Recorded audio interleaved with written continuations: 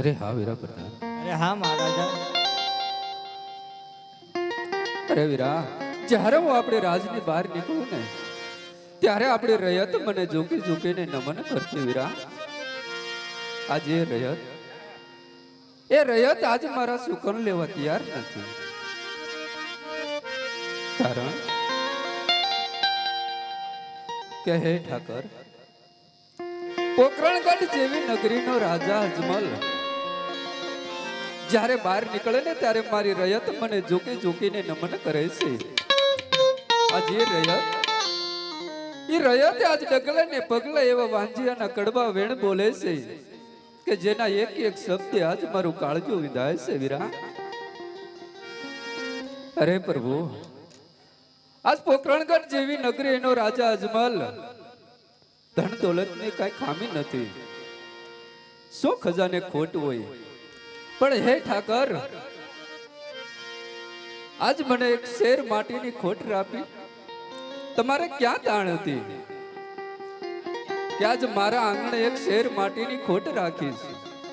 આજ એક શેર માટીના કારણે આજ મારી રયત મને જોકી જોકીને નમન કરતી ને એ રયત આજ મને મેણા બોલે છે.